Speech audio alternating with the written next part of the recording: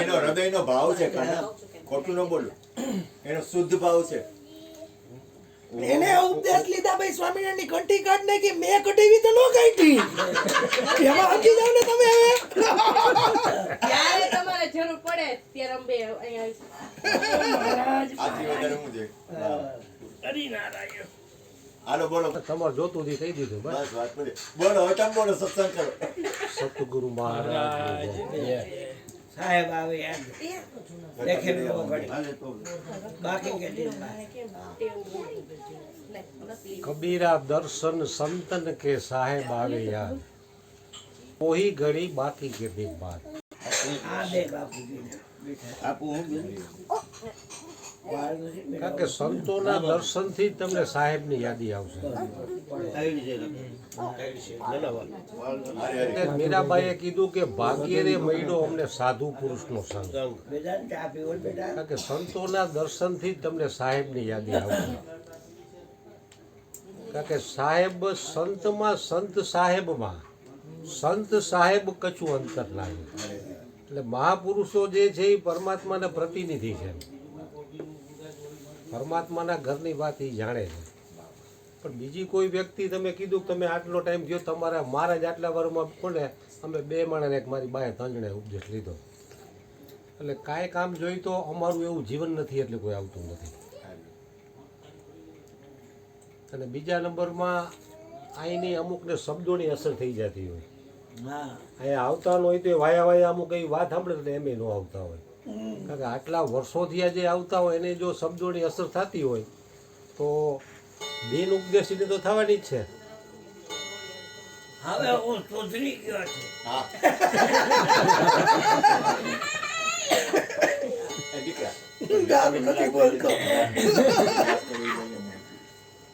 હવે વિના હું સુધરી ગયો છું.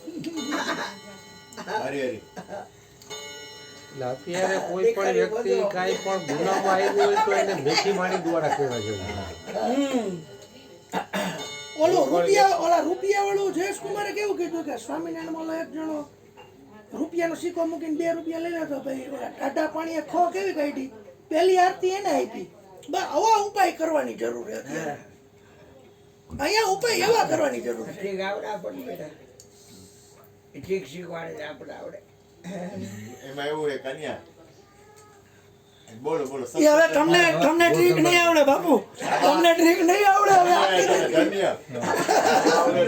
તમને ટ્રીક નહીં આવડે. ઈ હવે પાકે ઘરે કાઠા જેવું. બોલો બોલો ગોરધનભાઈ, થોડોક સત્સંગ કરો. એટલે હવે આમાં શું છે કે બાપુ પોતે કહે છે હરેક વ્યક્તિ પોતાના ગુણ કર્મ અને સ્વભાવ મુજબ હાલે છે. એમાં જટ દઈને ફેર પડવો કઠિન છે એમ.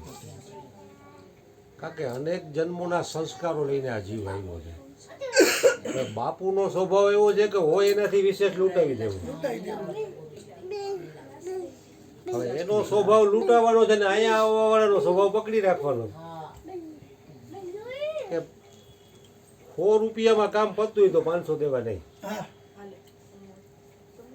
એમાં એ લોકોનો વાંક નથી, એનો સ્વભાવ એવો છે ભેગું કરવાનો, માલિકી કરવાનો. અને આનો સ્વભાવ 100 રૂપિયા આવ્યો હોય તો હવે 100 આપી નાખવાના, પછીનું દેણું કરશે આપી. એના સ્વભાવ પ્રમાણે બરોબર છે. અને અહીંયા આવવાવાળા એના સ્વભાવ પ્રમાણે બરોબર છે. પણ બાપુનો હાથ થોડોક હદ બાર છૂટો હોય ને થોડીક સહન કરવાનું આવે છે. માન લ્યો 2 દી પછી બીજ આવતી હોય અને 2 દી મોર કોક 25,000 દઈ જાય તો એ જ દિવસે જમવાનું કરી નાખે. 2 દી પછી બીજ છે તો 2 દી બીજથી બીજનું શું થાય એનો વિચાર નથી કરતા. એટલે થોડુંક સહન કરવાનું આવે અને પૈસા બાબતે અમુકને કેવું પડે. નહીતર જો સમજીને વ્યવસ્થિત હલાવે તો આટલી બધી દોડધામ ન રહી આવે. એટલે દોડધામ તમે જોવો એટલે આપણે તો કાંઈ કરી જ ન હોગી આટલી દોડધામ. આખી રાત પૂનમના ભજન કર્યા તેથી આની પહેલાં પૂનમને દી સવારે 6 વાગે બધું પૈતું ને 8 વાગે ઉપદેશ ચાલુ થયો. કોઈ પણ જાતનો સ્વાર્થ વગર સામેવાળાનું કલ્યાણ કરવાની કેટલી તીવ્ર લગન કહેવાય એમ.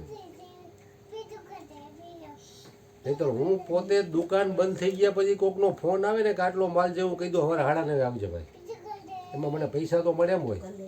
છતાં મને કહી દઉં દુકાનમાં નંબર લખ્યો ને એમ કે આટલા વાગે મારે માલ જોઈતો હવે ટાઈમ પૂરો થઈ ગયો ભાઈ તમારે આ ટાઈમે તમે આવજો એમ. આપણને લૌકિક ફાયદો થાય છતાં આપણે મહેનત નથી કરતા એટલી. તો આ લોકોને તો આમાં ઘણી વખત અમુક પાસે કાંઈ ન હોય તો કે તું ચિંતા કરમાં એ બધું હું કરી નાખી તો ઉપદેશ લઈ જાય.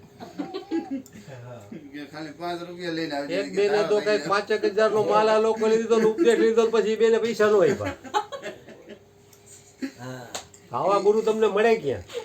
એને યાદ ન હોય, આપણને યાદ હોય. એટલે એને મહાપુરુષોનો અંદરનો ભાવ હોય છે કે કોઈ પણ ભોગે આ જીવનું કલ્યાણ કરવું હોય, પણ એ વધારે પડતું કરે એટલે સામેવાળા એનો ગેરઉપયોગ કરે. આ 1 રૂપિયો એનો એને એમ કે તારે ઉપદેશ લેવો હોય તો હું બધી વ્યવસ્થા કરી દઉં છું, તો સામેવાળાની વ્યક્તિને શું થઈ જાય એ ઉલટું જોવે છે કે એને ગરજ છે એટલે મને કહે છે. હકીકતે પોતાને જરૂર હોય જો ઉપદેશ લ્યો તો જ આ વસ્તુ પચે એવી.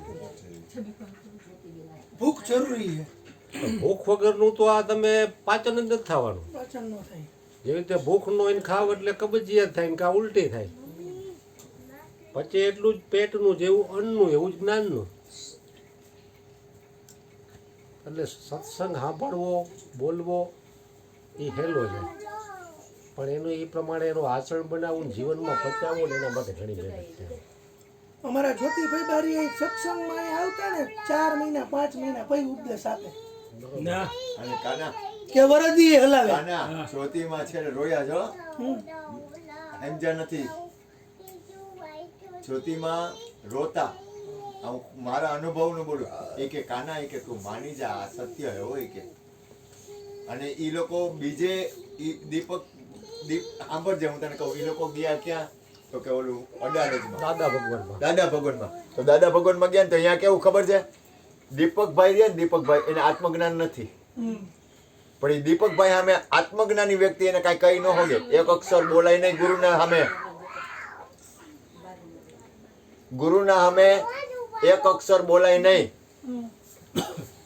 આપણે આ જે રીતે વાત કરી છે ને ત્યાં દીપકભાઈ બેઠા હોય ને એટલે એ વાત હે નહીં કરે ફાઇલની, પણ અહીંયા એક અક્ષર એની સામે એ આત્મજ્ઞાની વ્યક્તિ દીપકભાઈ સામે એક અક્ષર બોલી ન હોગે. એટલે મેં તમે તો આત્મજ્ઞાની છો, તમે તો એને કંઈક વાત કરતા હશો ને તો કે અહીંયા એક અક્ષર અમારાથી બોલાય જ નહીં. અને અહીંયા 5-5 લાખ રૂપિયા 10-10 લાખ રૂપિયાના મકાન અને રહેવાનું અને એનું ફિક્સ બધું ભરીને આવે. કેટલા લાખ રૂપિયાના? લાખો રૂપિયાના. પણ એની પાછળનું કારણ એ કે દીપકભાઈ રહ્યા ને દર્શન નથી દેતા. તમે ઓલ ટાઈમ રેડી જોવો એવું સમજતો નથી, એવું નથી, એમ નહીં. હું મારી વાત નથી કરતો. જ્યોતિમાં રોતા, જ્યોતિમાં છેલ્લે રોતા એ કે લાલા તને એ કે આ ગુરુ કઈ વસ્તુ આપી છે એ કે તને ખબર છે? એ લોકોને ગુરુ પ્રત્યે પ્રેમ કરી, પણ એ ક્યાંય અહીંયા એ લોકો નથી આવતા, પણ એ લોકોને જ્યાં જાય છે ને ત્યાં એનું કઈ હાલે નહીં. એ રીતે એને કરવું પડે કોણ? રાજુભાઈ ને ગોરધનભાઈ. અને અહીંયા જાય ને એટલે અહીંયા જાય ને એટલે જ્યોતિમાની જય ન બોલાવી શકે, દીપકભાઈ ની જય બોલાવે. કોની જય બોલાવે? નીરુમાની જય બોલાવે, દીપકભાઈ ની જય બોલાવે. જ્યોતિમાની જય નો બોલાવી શકે. અહીંયા એમ નો કહી શકે દાદા ભગવાન ની જય બોલાવે. અહીંયા એમ નો કહી શકે કે મારા સદગુરુ જ્યોતિમાં છે એની જય નો બોલી શકે. અને બોલે તો એને મૂકી દેવું પડે, નીકળી જવું પડે. ઈ પણ આમ ઈ ભાઈ રહ્યા ને થોડાક કેવા છે ખબર છે, પેલા આસારામમાં હતા, પછી અહીંયા આવ્યા, પછી પાછા વાં ગયા. હવે ન્યાય કઈક જરીક એને અણુગમો થાય એટલે વળી બીજે જશે. આ બધી ફટકતા જીવ હોય એને શું છે ખબર છે, જ્યાં લગી મજા આવે ત્યાં લગી રહે. પ્યાસ એની બેકરાર રહે, વળી બીજી જગ્યાએ જવું પડે, ત્રીજી જગ્યાએ જવું. એ સમજી જાય ને જો તો તેને કઈ જવાની જરૂર જ નથી ને. એટલે જ્યોતિમાં કહેતા આ તું કહીશ ને જ્યોતિમાની નિષ્ઠા તું વિચાર કર. જ્યોતિમાની નિષ્ઠા ગુરુ પ્રત્યેની કેવડી. ઈ તો ખબર હે મને, છેલ્લા શ્વાસ લગીને સોમ સોહમ તો બરોબર, સોહમ નહીં, ગુરુના ચરણ એને મૂક્યા નથી. જોશનામાં ગુરુના ચરણ મૂક્યા નથી. એટલો ગુરુના ચરણમાં પ્રેમ કોને કે ગુરુના ચરણ સિવાય વિચાર ને. આ કૃષ્ણ રહ્યા ને એટલે હું ને એટલે માથા નીચે ગુરુના ચરણ હોય. એ ઊભો થાય ને એટલે પેલા હરજીવન બાપાને દર્શન કરે, હું એટલે પેલા હરજીવન બાપાને દર્શન કરે. એ કે મારો આખો વિશ્વનો નાથ હોય ને તો હરજીવન બાપો. એટલી નિષ્ઠા કરી એને કહું કે તારી અંદર બધું જોઈશ. એટલી નિષ્ઠા કેટલા ને. અને હું તો કેવો માણસ હું ખબર, હું તો કાનિયા કોઈને બાંધું નહીં.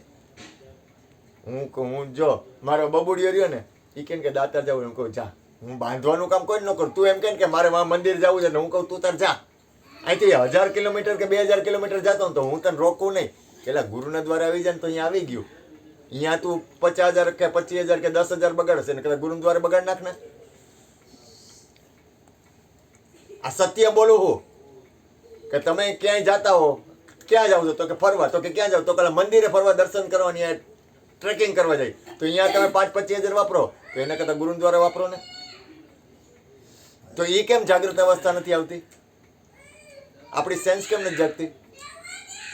એટલે કહેવાનો મતલબ શું છે, તમે જાગો. ખાલી કરવાનું નથી કહેતો, પણ તમે જે કાંઈ કરતા હો ને એમાં જાગીને કરો. તમે ન કીધું મહાકુંભમાં ગયો તું, મેં તમને શું કીધું? મને એમાં જરી કઈ રસ નહીં. પણ નો જોઈ ને, સમજાઈ જાય ને. તમે કહો ને કે દર્શન કરવા દ્વારકા જા તો એમાંય રસ નો જોઈ ને, સમજાઈ ગયું ને. હું ક્યાંય મંદિરે દર્શન કરવા અંદર જાતો નથી, ચોખ્ખી વાત કરું બધાની વચમાં. દ્વેષ ન હોય. તમે સમજ્યા? મને મારા ઘરે કોઈ એમ કહે ને કે પાછું સોમનાથ જાવું હોય તો લઈ જાવ હો. હા એમ જ હોય ને. ડ્રાઈવર બનીને લઈ જાઓ. પણ અમે લઈ જાઓ. ને જયેશભાઈ ક્યાં ગયા? અમે ને જયેશભાઈ ગયા હતા ગંગા સતીની જગ્યાએ. જયેશભાઈ મને કે એલા તારે ગંગા સતીની જગ્યાએ મારે ભેગું આવવાનું. તમે તું કાના, મેં કીધું તો કે ના, કે તું હાલી કે મારે ભેગું. જો ગંગા સતીની જગ્યાએ હું ગયો ને કાના, તો અહીંયા ખાલી એક જ વાત થઈ.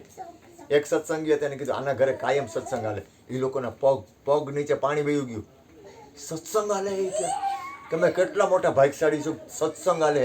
જો ગંગા સતીની એની કિંમત છે. સત્સંગ તમારા ઘરે હાલે. રાવણ પાડી ગયા એ લોકો. એ વિચારમાં પડી ગયા કે હવે અમે આ સત્સંગ નથી કરી શકતા, તમારી આ કાંઈ. મેં કીધું 40 વર્ષથી એક દી રજા વગર સત્સંગ હાલે. હવે એને નથી થતો, એને કિંમત છે એટલી આપણને ખરી. હું ખાલી કિંમત કરાવું છું, બધું જવા દો. એટલી કિંમત આપણને ખરી? બોલો ગોરધનભાઈ, બોલો ગોરધનભાઈ, થોડુંક બોલો, પછી આપણે કરી, પછી ભજન ગાવાનું હોય. આપણે જો જેટલી વાર જો એક યાદ રાખજો, સંતોના સંગમાં ને ગુરુના દ્વારમાં તમે જેટલા શ્વાસ લ્યો ને એટલા લેખે. સંતોના સંગમાં સંતોના સંગમાં યાદ રાખજે, સદગુરુના દ્વારમાં સંતોના સંગમાં તમે જેટલા શ્વાસ લ્યો ને એટલા એ લેખે જ છે. પણ એ જાગૃતતા ખરી કે આપણા આ શ્વાસ અત્યારે ખરેખર લેખે જાય છે. એ કિંમત કેમ થાય કે હાલો ગમે એવું હોય બધું જવા દો, પણ તમે જેટલા શ્વાસ લ્યો છો એ રાઈટ છે, એ લેખે લાગે. એ જો હું મારી વાત નથી કરતો, આ તમે જે જગ્યામાં બેઠા છો ને, આ જગ્યામાં તમે જેટલા શ્વાસ લ્યો છો ને એ તમારે એક શ્વાસ છે ને લેખે લાગે. હા બોલો ભાઈ બોલો. लेखे में वही घड़ी बाकी के दिन बाद.